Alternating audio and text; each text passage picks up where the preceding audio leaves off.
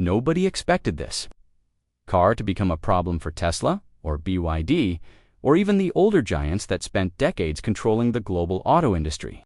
Because on the surface, it looked like just another electric vehicle coming out of China. A clean design, a decent range, a price tag sitting somewhere around $28,000. Nothing about it looked revolutionary at first. And that may have been the most dangerous part. Because while most people were focused on flashy EV launches and billion-dollar brands, one company had been quietly preparing for this moment for years. Not by trying to become the loudest name in the market, but by learning how to survive where almost nobody else was paying attention. And now, suddenly, industry analysts are asking a question that would have sounded ridiculous a few years ago. What if the next major threat in the EV race isn't Tesla, but a company most people outside China barely noticed until now? That question starts with a car called the E5 Dot at first glance. The E5 looks exactly like what modern buyers want an electric car to feel like. Smooth body lines, sharp LED lighting, a futuristic front end without the oversized grille traditional gas cars used for years. It looks premium without trying too hard, aggressive without looking extreme. The kind of design that makes people stop scrolling for a second, longer than usual.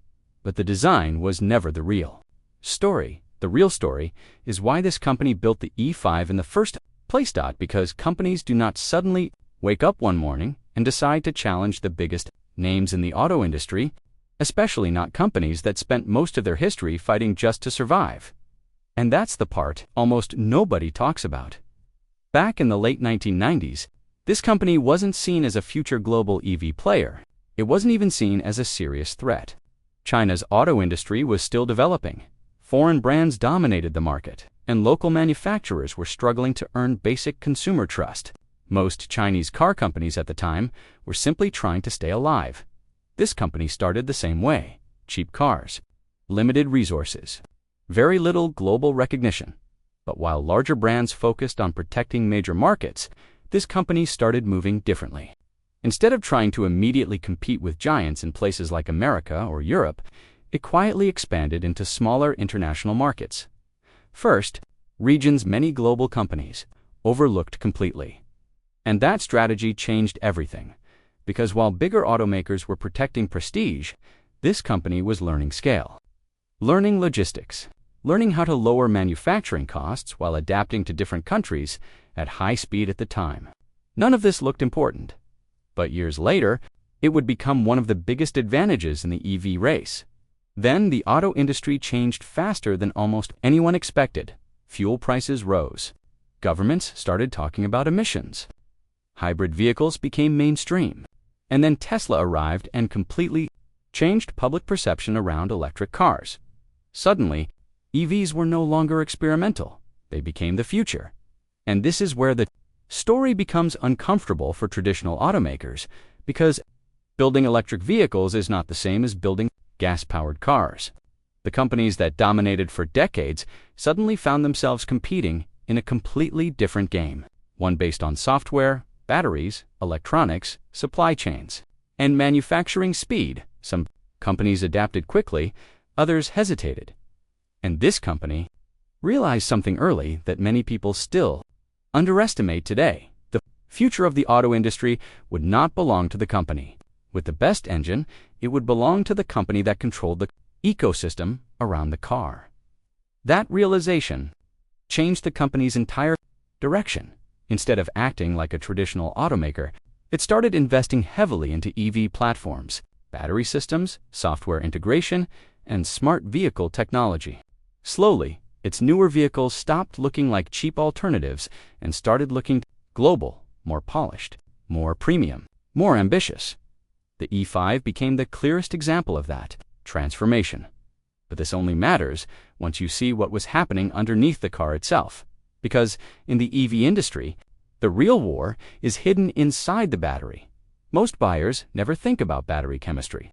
They see screens, horsepower numbers, charging times. But the companies competing at the top understand that the battery decides almost everything: range, safety, charging speed, long-term reliability, profit, margins, even political influence.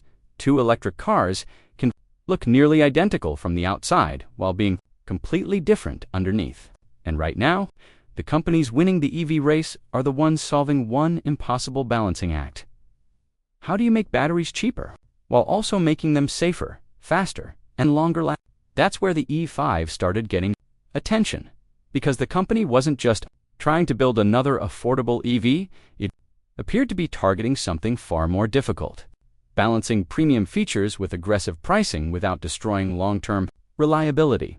And that's where larger competitors started paying attention, because lowering price alone is easy. Building trust while lowering price is much harder. The challenge with EV batteries is heat. Fast charging creates heat. Long-distance driving creates heat. High performance creates heat. And once battery temperatures become unstable, degradation accelerates. Performance drops. In worst-case situations, safety becomes a concern. That's why modern EVs are no longer just mechanical machines. They are rolling software systems, constantly monitoring temperature, charging cycles, energy flow, and battery health in real time. And whoever controls those systems best may end up controlling the future market itself. But even that wasn't the company's boldest move.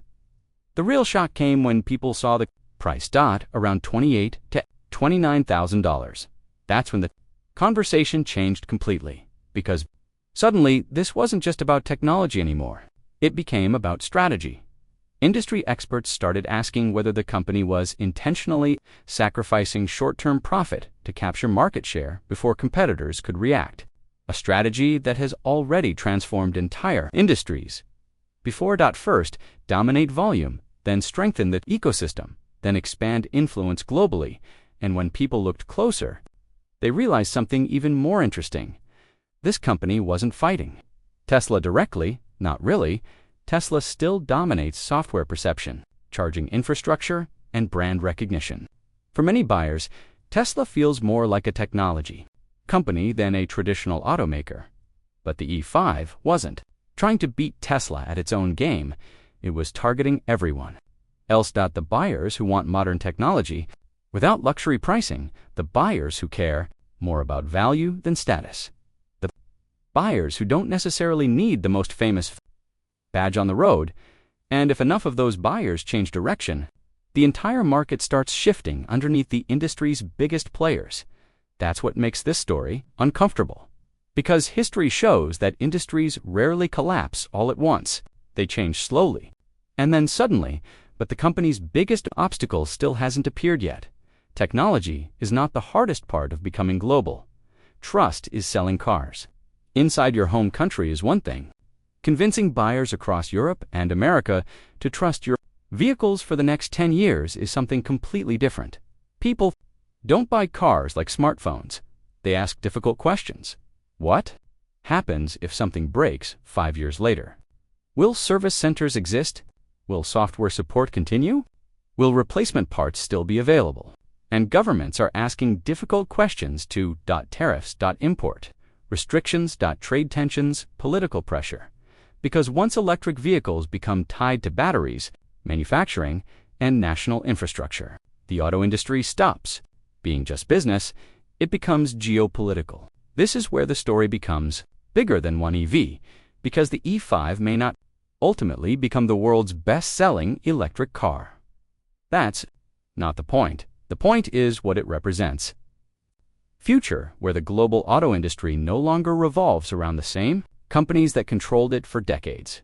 A future where speed matters more than legacy, where manufacturing ecosystems matter more than history, and where the companies most people underestimated quietly become the hardest ones too. Stop. Maybe Tesla stays ahead. Maybe BYD dominates volume. Maybe traditional automakers recover stronger than expected. But the existence of cars like the E5 forces one uncomfortable question into the open. What happens when affordable technology becomes good enough that people stop caring where it came from? Because once that shift happens, the entire balance of the industry changes, and by the time most companies realize it, it may already be too late.